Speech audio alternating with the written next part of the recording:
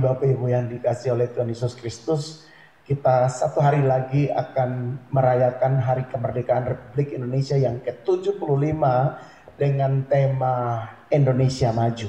Saya percaya bahwa kemerdekaan yang diberikan atau yang dialami oleh bangsa Indonesia itu adalah kado terbaik dari Tuhan untuk saudara dan saya. Oleh karena itu, di pagi hari ini kita akan berdoa bagi bangsa Indonesia. Sebab saya tahu bangsa Indonesia kalau ada sampai 75 tahun hari ini atau besok itu hanya karena Tuhan semata-mata. Yang setuju katakan amin. Oleh karena itu saya bersyuka cita berjumpa dengan saudara di hari ulang tahun kemerdekaan Republik Indonesia ini dengan satu keadaan di mana saudara sehat, saudara kuat, saudara bisa berjalan terus bersama dengan Tuhan. Oleh karena itu pagi hari ini kita akan membaca dan merenungkan firman Tuhan tentunya. Tapi sebelum itu mari siapkan hati saudara, siapkan Alkitabmu dan kita akan sama-sama berdoa. Mari kita berdoa. Bapa, kami mengucap syukur untuk pagi hari ini, hati kami bergairah, roh kami menyala-nyala sebab kami melihat bahwa ada kemerdekaan yang Tuhan berikan kepada spirit kami, kepada jiwa kami, tetapi secara jasmani, secara bangsa dan negara, Tuhan telah memerdekakan bangsa Indonesia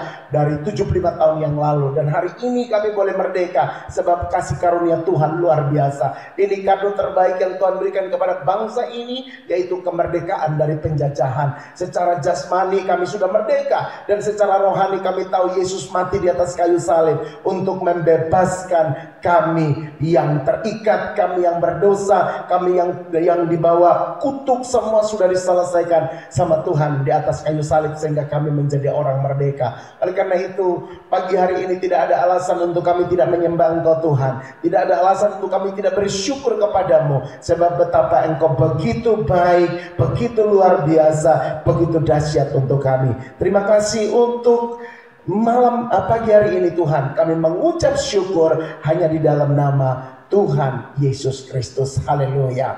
Amin.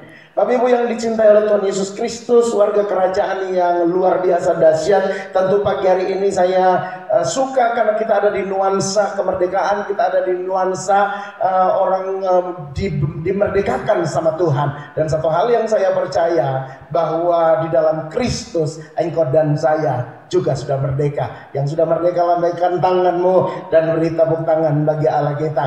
Saya tahu bahwa sejak semula Tuhan telah menetapkan saudara dan saya bukan untuk menjadi kalah, tapi menjadi pemenang. Setuju katakan amin. Tuhan tetapkan kita dari awalnya bukan untuk menjadi orang yang dijajah, tapi engkau mesti menjadi orang merdeka. Setuju katakan amin. Tuhan dari awal sudah menetapkan saudara untuk maju dan terus menjadi pemenang, bukan menjadi orang yang kalah. Oleh karena itu di pagi hari ini saya mau mengencourage saudara, saya ingin mendorong saudara untuk tetap bangkit di dalam Tuhan. Katakan kepada diri kita masing-masing bahwa aku pemenang, amin. Aku sudah merdeka, aku orang bebas, dan aku mau melakukan yang terbaik bagi Tuhan dalam seluruh kehidupan ini. Terima kasih, puji nama Tuhan. Pagi hari ini saya akan mulai dengan membawa saudara untuk, kalau kita yang suka dengan judul khotbah, maka pagi ini saya akan bawa khotbah dengan judul kemenangan terjadi di sini. Amin.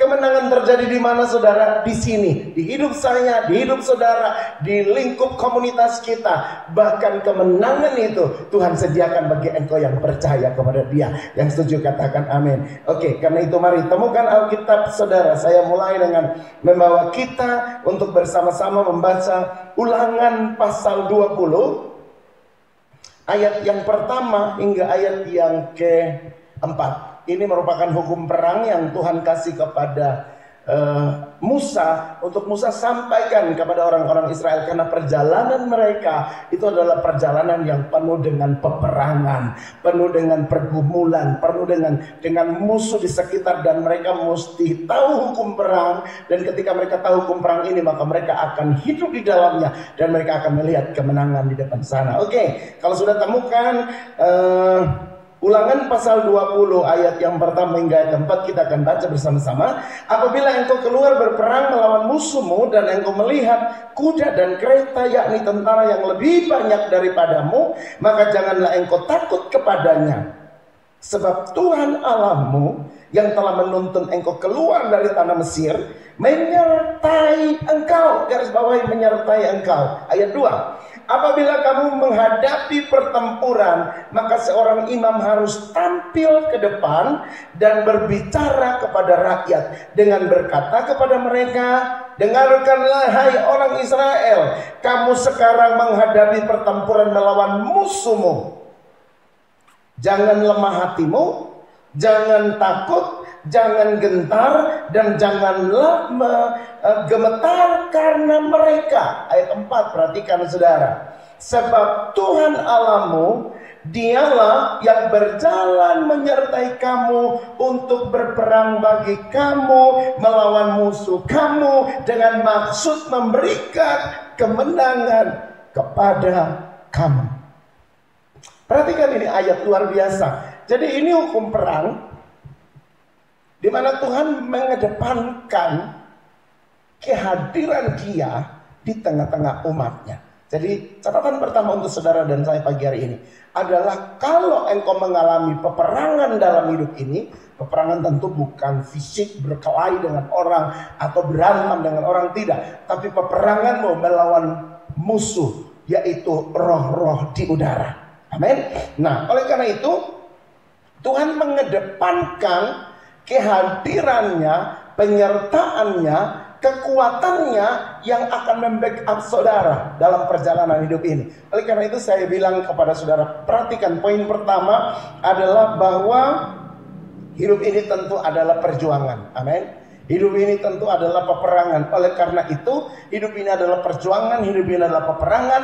Kami menggambarkan itu seperti perjalanan bangsa Israel keluar dari Mesir menuju ke padang gurun dan terus ke Kanaan. Nah, saudara perhatikan bahwa hukum perang ini Tuhan kasih.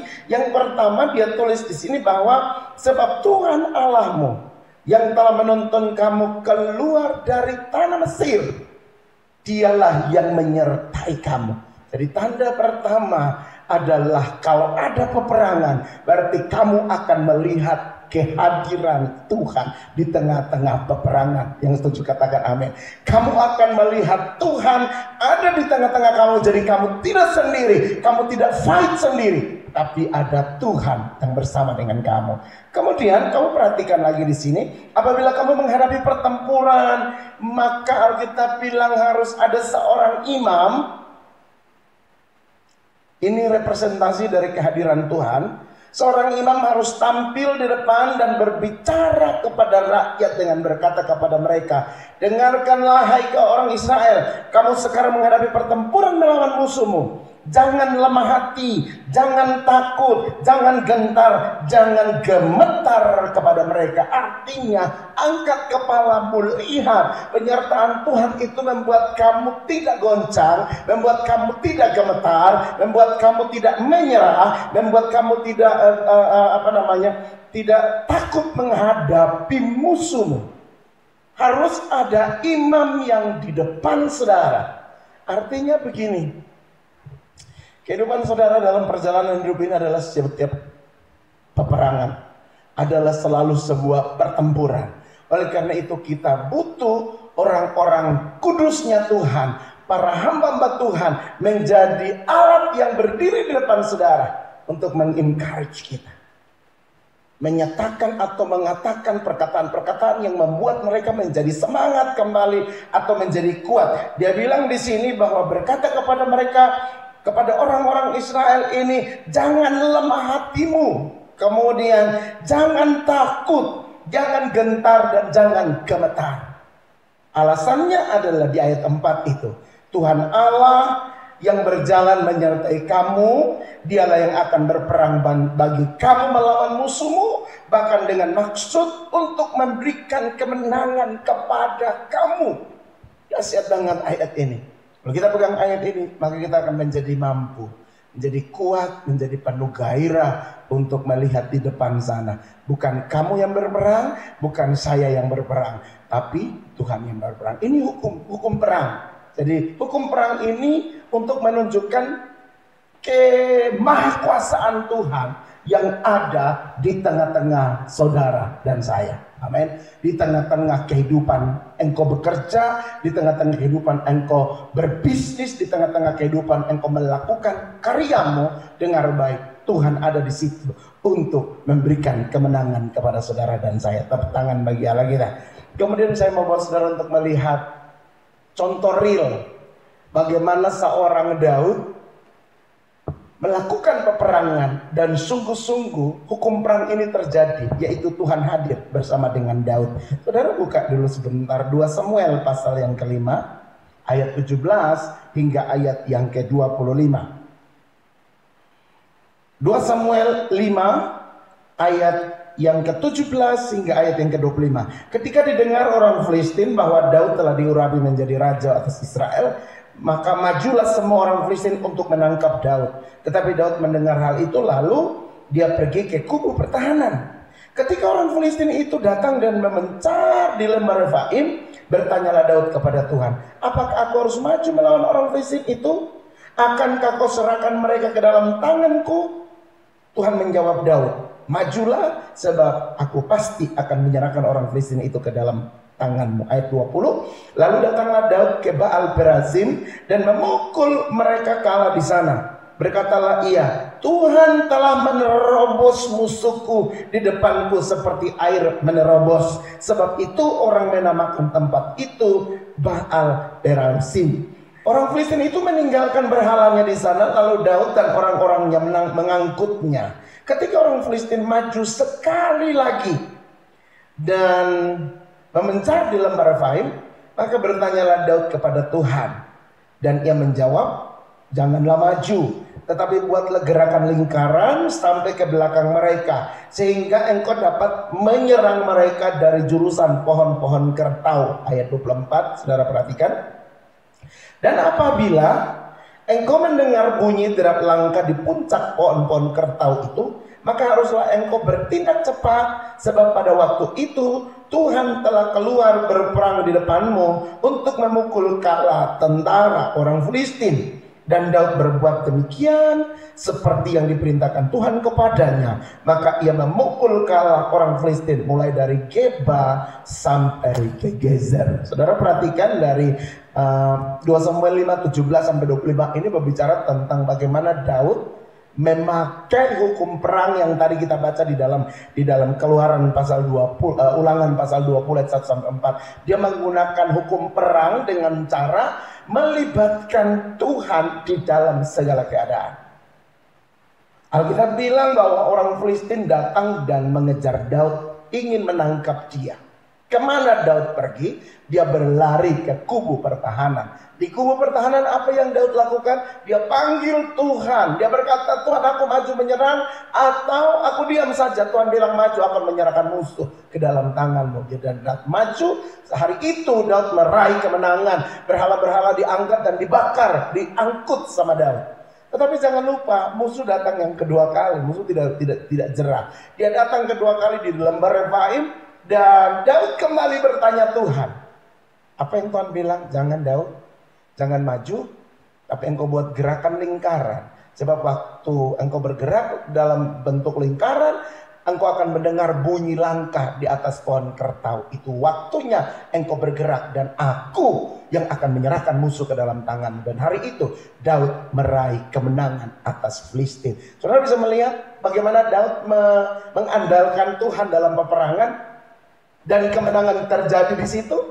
Bagaimana Daud meraih 2 kali kemenangan dengan musuh yang sama. Daud kalahkan mereka.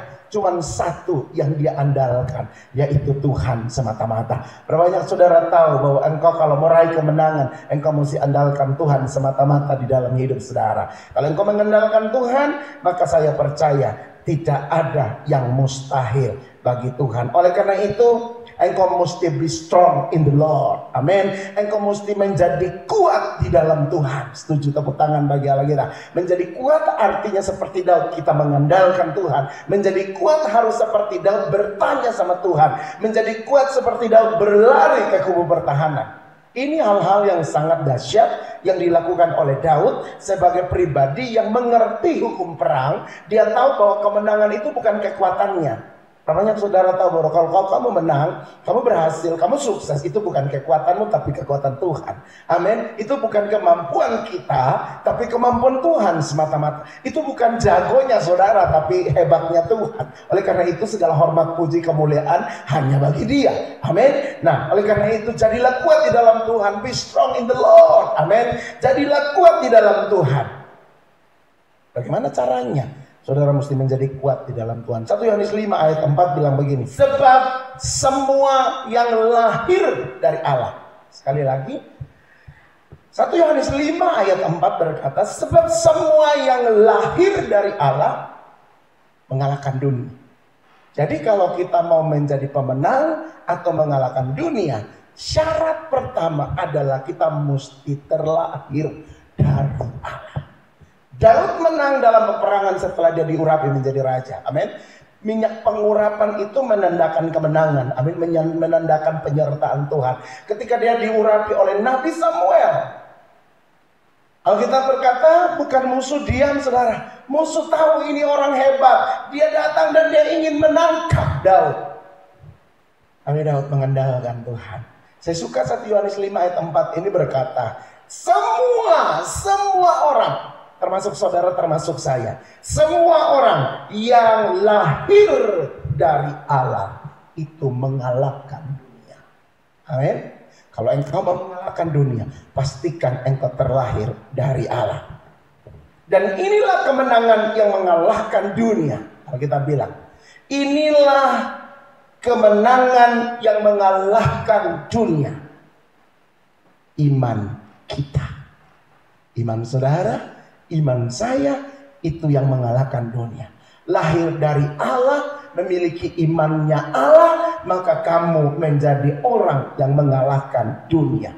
Saya percaya hari-hari ini semua ingin jadi pemenang atas situasi dan kondisi yang kurang kondusif. Semua orang ingin menjadi pemenang atas tantangan-tantangan hidup ini. Tetapi rahasia untuk menjadi menang, 1 Yohanes 5 ayat 4 bilang kamu mesti lahir dari Allah. Katakan saya mau lahir dari Allah. Katakan sekali lagi saya mau lahir dari Allah. Katakan sekali lagi saya mau lahir dari Allah. Oke. Dan Alkitab bilang imanmu. Iman kita. Yohanes pertama berkata begitu. Nah, oleh karena itu mari kita perhatikan selanjutnya. Ibrani 12 konsep iman itu seperti ini. Ibrani 12 ayat yang pertama terkhusus karena kita bilang tadi orang yang lahir dari Allah itu memiliki iman dan iman itu yang mengalahkan dunia. Sekali lagi ya, orang yang mengalahkan dunia adalah dia yang lahir dari Allah. Karena dia lahir dari Allah, dia punya iman kepada Allah yang memberikan kepada dia kemenangan. Yaitu supaya dia mengalahkan dunia. Nah, konsep iman itu saudara perhatikan Ibrani pasal 12 ayat 1. Cepat-cepat kita baca. Ada beberapa hal yang menjadi konsep iman. Yang pertama, iman itu adalah dasar. Katakan dasar. Fondasi. Fondasi. Dasar untuk engkau mengalahkan musuhmu. Setuju, katakan amin. Oleh karena itu Ibrani 12 ayat 1 konsep iman yang pertama itu adalah dasar dari segala sesuatu yang kita harapkan. Hari ini adalah harapanmu tentu kemenangan, amin. Harapan saya kemenangan, harapan saudara kemenangan, harapan semua orang kemenangan. Oleh karena itu dasar dari segala sesuatu yang kita harapkan. Kemudian ini adalah bukti dari segala sesuatu yang belum kita lihat. Jadi dasar dari segala sesuatu yang saudara harapkan. Kemudian bukti dari segala sesuatu yang tidak kita lihat. Tapi kita percaya bahwa itu pasti terjadi. Amin. Itu pasti terjadi. Waktu Daud bertanya kepada Tuhan. Tuhan, apakah aku maju menyerang orang-orang Filistin ini? Tuhan bilang maju. Dan dia beriman. Yang Tuhan bilang itu pasti terjadi. Dan dia maju. Itulah iman. Dia belum lihat kemenangan itu kayak apa. Tapi dia percaya dan dia maju. Dan terakhir ternyata kemenangan dia alami. Itu yang dimaksudkan bukti dari segala sesuatu yang belum saudara lihat. Tetapi terjadi. Amin. Dasar dari segala sesuatu yang kamu harapkan. Kamu taruh di tangan Tuhan, kamu percaya sama Dia. Dan ketika kamu maju, kemenangan itu terjadi. Itu konsep iman. Ibrani pasal yang ke-12 ayat yang pertama. Iman yang mengalahkan dunia, yaitu dasar dari harapanmu dan bukti dari yang belum kamu lihat. Luar biasa. Kemenangan itu adalah peristiwa yang amat didambakan oleh setiap kita. Amin saudara. Kemenangan menimbulkan rasa senang, bangga, puas, bahkan menguntungkan kita. Oleh karena itu, siapa sih yang tidak mau dapat kemenangan? Saya pasti mau. Untuk saudara juga setuju, katakan amin. Nah, iman yang mengalahkan dunia ini, kemenangan itu adalah peristiwa yang amat didambakan oleh saya, oleh semua orang. Oleh karena itu, pastikan engkau punya spirit menang, sehingga engkau bisa happy, engkau bisa bangga, engkau bisa puas, bahkan engkau berasa beruntung karena kamu menang. Amin. Tidak ada orang menang terus dia nangis. Kalaupun dia nangis kemenangan, dia nangis sukacita. Amin. Nah, oleh karena itu saudara, apa yang terjadi kalau seseorang itu kalah? Saudara, kalau orang kalah, saya pernah melihat, bahkan juga pernah merasakan kekalahan saudara. Yang pertama tuh pasti kecewa, kemudian malu, merasa terhina, sakit hati, dan itu akan dialami oleh kita yang kalah. Karena itu tidak enak. Tidak ada seorang pun yang mau kalah di dunia ini. Amin. Semua orang ingin menang. Oleh karena itu, bagaimana kalau dalam pertempuran terus kita kalah? Kita malu pasti saudara. Kita akan kecewa. Lalu kita akan merasa terhina, merasa tidak mampu. Kemudian kita sakit hati karena kita tidak bisa mencapai titik yang maksimal di dalam perjuangan kita. Oleh karena itu, jangan pilih menjadi orang yang kalah saudara, tapi pilihlah menjadi orang yang menang. Amin. Bahkan kalau saya bertanya, bagaimana ingin menang? Ada beberapa orang jawab dengan tidak pasti. Ingin sih Pak. Saya ingin selalu berkemenangan. Namun dalam kenyataan, kadang menang, kadang kalah. Akibatnya kita mudah jatuh bangun dalam dosa dan dalam kesalahan dan banyak hal lagi. Oleh karena itu saya tanya kepada beberapa orang, pengen menang, pengen Pak, tapi, nah itu dia. Benar kamu pengen jadi pemenang? Iya, tapi saya tidak terlalu kuat, saya tidak terlalu mampu, pokoknya ada 1001 alasan untuk berkata kamu tidak bisa menang. Tapi pagi hari ini, dari bacaan-bacaan ayat yang saya paparkan untuk saudara, membuktikan bahwa peperangan itu milik Tuhan. Dan Dia yang akan menentukan kemenangan bagi kamu yang beriman dan berharap sama Dia. Tepuk tangan bagi Allah kita. Mungkin saya mau bilang, tidak ada satu orang pun yang ditetapkan jadi orang yang kalah. Kamu ditetapkan menjadi kemenangan, menjadi pemenang. Oleh karena itu saya punya judul khotbah hari ini, kemenangan terjadi di sini, kemenangan terjadi di hidup saudara, kemenangan terjadi di proyek saudara, kemenangan terjadi di pekerjaan saudara, kemenangan terjadi dalam pelayanan kita. Untuk apa kemenangan itu terjadi? Supaya engkau bangga bahwa Tuhan yang menyertai engkau itu adalah Tuhan yang luar biasa. Setuju, katakan amin. Nah, oleh karena itu jangan bilang ingin sih Pak, tapi. Wah, kalau saudara kata tapi bahaya. Kau mesti berkata, ya saya ingin menang, sebab saya tahu yang bersama dengan saya itu Tuhan yang memberikan kemenangan. Ingat hukum perang dari Ulangan 20 tadi, bahwa Tuhan berjalan di depan, Tuhan akan dampingi saudara, dan Dia sudah rancangkan untuk memang selalu memberikan kemenangan kepada saudara. Oleh karena itu jangan pernah takut, jangan pernah bimbang. Tuhan akan memberikan kemenangan kepada saudara dan saya. Pagi hari ini saudara, kita mau perhatikan ada 3 konsep hidup di dalam kemenangan. 3 konsep hidup di dalam kemenangan. Ini yang mau saya bawa untuk saudara bisa memperhatikannya. 1 Yohanes pasal 5 ayat yang pertama hingga ayat yang kelima. 1 Yohanes pasal yang kelima, ayat yang pertama hingga ayat yang kelima ini memberikan 3 konsep bagaimana kita dapat hidup dalam kemenangan atas dunia ini. Jadi dunia tidak boleh mengalahkan saudara, tapi saudara yang mesti mengalahkan dunia. Nah, pagi hari ini saya akan memberikan kepada saudara 3 konsep yang saya ambil dari 1 Yohanes pasal 5. Ayat yang pertama hingga ayat yang kelima berbicara tentang bagaimana saudara dan saya umat Tuhan harus dapat hidup dalam kemenangan atas dunia ini. Berapa banyak saudara yang mau menang atas dunia ini? Lambaikan tangan, perhatikan 3 konsep ini. Yang pertama saudara, di ayat yang pertama dan ayat yang kelima dari 1 Yohanes pasal 5 itu saya menggarisbawahi adalah iman atau percaya kepada Kristus. Yang pertama, konsep pertama untuk saudara menang atas dunia, menang atas semua pergumulan persoalanmu, kamu mesti punya iman atau kamu mesti percaya. Percaya kepada siapa? Beriman kepada siapa? Beriman kepada Yesus Kristus Tuhan. 7 tepuk tangan bagi Allah kita. Beriman kepada Yesus Kristus Tuhan. Sebab dengan engkau beriman kepada Dia, engkau akan lihat kemenangan terjadi dalam hidupmu. Yohanes 16:33 bagian B, Yesus berkata, aku telah mengalahkan dunia. Amin, saudara. Yesus sendiri berkata, aku telah mengalahkan dunia. Maka engkau percaya kepada Dia, pasti engkau menjadi pemenang. Sebab Juru selamatmu telah menang atas dunia ini. Tepuk tangan bagi Allah kita. Menang atas berbagai-bagai penganiayaan, peperangan, apalagi tantangan, dan engkau tidak boleh menyerah, tapi engkau mesti tetap kuat di dalam Tuhan. Amin.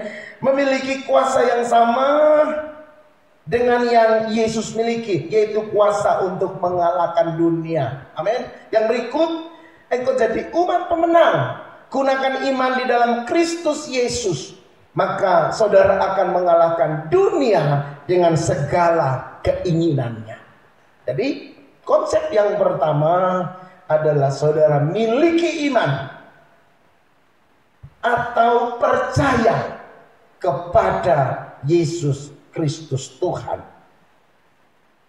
Ada penganiayaan, ada pergumulan, tetapi engkau tidak menyerah. Engkau tetap menjadi kuat di dalam Tuhan. Setuju? Katakan amin. Kemudian saudara lihat bahwa gunakan iman dalam Yesus Kristus, maka kamu pasti bisa mengalahkan dunia dan segala keinginannya. Konsep yang kedua, saudara, perhatikan baik-baik.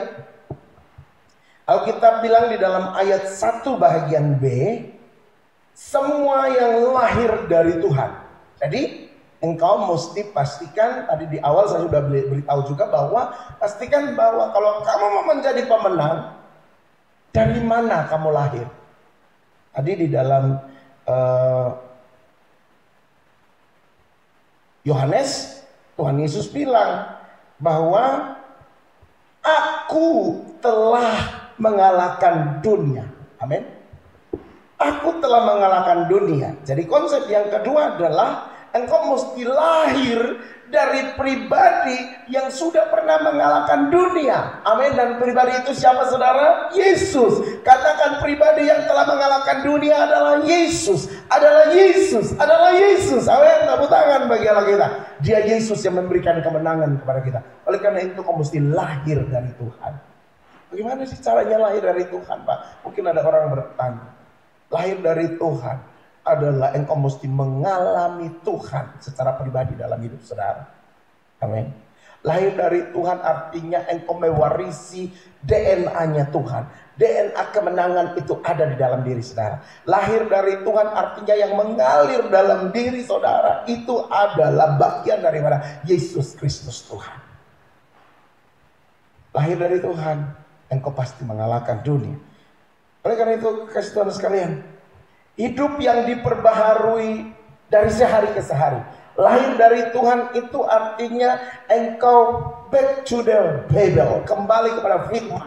Engkau kembali kepada apa yang menjadi pesan Tuhan dalam firman itu. Kemudian engkau mesti mengalami pembaharuan hidup, meninggalkan kehidupan lama dan hidup di dalam pertobatan. Setuju? Katakan amin. Kalau mau jadi menang, ya kita mesti berubah.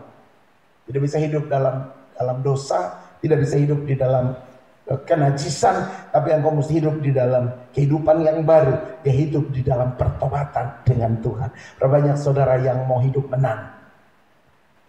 Berapa banyak saudara yang mau hidup menang? Pastikan engkau hidup di dalam pertobatan, supaya engkau lahir dari Tuhan, berjalan bersama Tuhan, mengalami Tuhan di dalam hidup ini. 1 Yohanes 5 ayat 18 berkata begitu, bahwa harus mengalami pembaruan hidup, meninggalkan hidup lama dan hidup dalam pertobatan. Itu caranya untuk supaya engkau bisa mengalahkan dunia dan engkau mengalami kemenangan di sini dalam hidup saudara, dalam bisnis saudara, ataupun dalam apapun yang engkau dan saya lakukan. Konsep yang ketiga, bagaimana caranya untuk engkau mengalami kemenangan dalam hidup ini? Engkau mesti melakukan perintah-perintahnya. Saya kembali ke contoh Daud tadi. Daud datang di kubu pertahanan. Kemudian dia berkata kepada Tuhan, Tuhan, apakah saya mesti maju menyerang ini orang Filistin? Kemudian Tuhan menjawab dia, maju Daud, aku akan memberikan kemenangan kepadamu. Saudara bisa membayangkan, Tuhan perintah maju, tapi kalau Daud tidak maju, dia tidak akan mengalami kemenangan.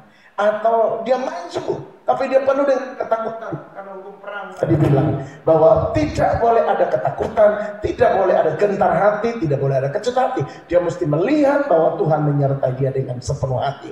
Jadi melakukan perintah-perintah Tuhan di dalam 1 Yohanes 5 ayat 2 dan 3 ini akan menunjukkan bahwa ini konsep kemenangan yang Tuhan akan lakukan, yaitu bagi mereka yang menjadi pelaku daripada semua perintah-perintah Tuhan, siap-siap aja engkau mengalami kemenangan yang datang dari Tuhan. Amin. Engkau siap-siap untuk melihat hidup yang diberkati Tuhan. Melakukan perintah-perintahnya artinya kamu mesti hidup dalam ketaatan. Setuju, katakan amin. Hidup dalam ketaatan, apa yang Tuhan ajarkan itu yang kita lakukan. Pokoknya engkau only just do it. Apa yang Tuhan omong lakukan, apa yang Tuhan omong kita lakukan. Ikutin apa yang Tuhan inginkan. Kemudian melakukan perintah-perintahnya, terusnya hidup saudara dan saya itu berpadanan dengan firman Tuhan yang benar dan murni. Kesepadanan, kesetaraan antara firman dan hidup saudara. Kemudian kalau saudara perhatikan di ayat 3, dia mengatakan bahwa perintah-perintah Tuhan itu tidak berat. Amin. Mudah dilakukan. Hanya kadang kita aja yang bebal dan tidak mau melakukan itu. Kemudian perkara ini hanya dapat dimiliki oleh orang yang mengalami kelahiran baru. Jadi hidup dalam perintah-perintah Tuhan adalah mereka yang lahir dalam pembaharuannya Tuhan. Kekasih Tuhan sekalian, Bapak Ibu yang dikasih oleh Tuhan Yesus, perhatikan 3 konsep ini sekiranya membuat engkau menjadi kuat supaya jangan menyerah di tengah jalan. Setuju, katakan amin. Tadi kan saya bilang ada orang yang bertanya, saya tanya kepada beberapa orang, maukah kamu menjadi pemenang? Mau sih Pak, tapi kalau lihat keadaan saya, lihat kemampuan saya, lihat semua ornamen yang ada di sekitar saya, rasanya nggak mungkin tuh Bapak untuk saya menang. Mau jadi pemenang, tapi masih berkata tetapi. Nah, hari ini kita mau belajar seperti Daud. Apa yang Daud lakukan ketika dia dikejar-kejar musuh. Sekalipun dia orang yang sudah diurapi, tapi Alkitab berkata dia tetap berlari ke kubu pertahanan. Di kubu pertahanan itu dia bisa berseru-seru sama Tuhan. Dia bisa berdialog sama Tuhan. Dia bisa merasakan betapa Tuhan itu luar biasa bagi dia. Satu hal yang tidak boleh kita lupakan, bahwa Tuhan ada untuk memberkati umatnya. Pagi hari ini pesan yang terakhir, kemenangan terjadi di sini. Kemenangan terjadi untuk saudara, terjadi untuk saya. Cara untuk kita dapat kemenangan, engkau mesti mengandalkan Tuhan dalam hidup ini. Cara untuk kita mendapat kemenangan adalah engkau mesti menjadikan Tuhan prioritas utama di dalam hidup ini. Kembali kepada suasana hari ini adalah kita merayakan kemerdekaan Republik Indonesia. Besok tanggal 17, ulang tahun kemerdekaan Republik Indonesia yang ke-75. Oh, tema yang ditetapkan oleh pemerintah Jokowi adalah menjadi maju. Kita menjadi negara yang maju. Hari ini saya percaya Tuhan buat saudara dan saya maju dalam hidup ini. Setuju, katakan amin. Tuhan akan membuat saudara dan saya menjadi pemenang di dalam hidup ini. Oleh karena itu, terus andalkan Tuhan dalam hidup saudara. Dan pastikan dalam semua yang engkau kerjakan, Tuhan pasti memberkati. Pagi hari ini juga kita akan sama-sama masuk di dalam perjamuan kudus tentunya. Bagi yang ada di rumah Tuhan, kita akan dilayani oleh para diaken yang melayani meja perjamuan. Saudara yang ada di rumah, engkau bisa menyediakan anggur dan roti, dan kita akan sama-sama perjamuan kudus di pagi hari ini. Dan saya percaya Tuhan pasti memberkati saudara. Mari kita tundukkan kepala dan kita berdoa. Bapa, kami mengucap syukur kepadamu di malam hari ini, di pagi hari ini, bahwa engkau Tuhan yang tidak pernah gagal untuk memberikan kemenangan kepada kami. Pagi ini kami tahu Tuhan yang kami percaya, Tuhan yang kami imani, Tuhan yang kami hormati adalah Tuhan yang ada di dalam pertempuran hidup kami, dan engkau ada dengan maksud untuk memberikan kemenangan kepada kami. Oleh karena itu firman Tuhan pagi ini memberikan kepada kami alasan untuk supaya kami jangan takut, jangan gentar hati, jangan kecewa, jangan putus asa, jangan gemetar, tapi kami maju bersama Tuhan sebab kemenangan Tuhan sudah sediakan.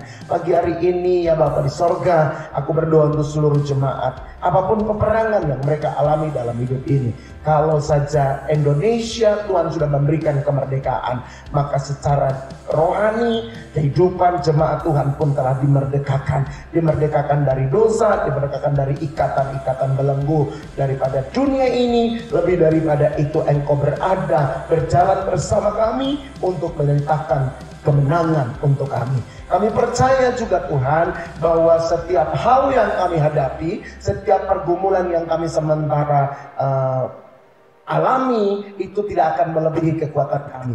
Tuhan datang untuk menolong kami. Oleh karena itu aku berdoa, berkati seluruh jemaat, penuhi mereka dengan kemenangan. Bulan ini menjadi bulan di mana mereka melihat campur tangan Tuhan yang dahsyat. Minggu ini menjadi minggu mereka melihat Tuhan turun tangan untuk bela mereka, sehingga kami tidak takut, kami tidak gentar, sebab Allah telah memberikan yang terbaik bagi kami. Terima kasih Tuhan, biar pagi hari ini aku berdoa dan melepaskan semua berkat yang terbaik yang ada di kerajaan Allah itu dicurahkan dalam haribaan umatmu, yaitu salam sejahtera Allah, kasih karunia yang berasal dari Bapa di sorga, penyertaan oleh kuat kuasa Yesus Kristus Tuhan, bahkan persekutuan di dalam Roh Kudus tinggal tetap menyertai, menolong dan membimbing kami mulai malam ini sampai selama-lamanya hingga hari Maranatha. Tuhan Yesus datang di awan-awan untuk saudara dan saya para salehnya. Berkat terbaik ini terimalah bersama-sama hanya di dalam nama Bapa, Putra dan Roh Kudus, yaitu di dalam nama Tuhan Yesus Kristus. Yang percaya dan diberkati Tuhan, bersama-sama kita katakan amin. Tuhan Yesus memberkati saudara.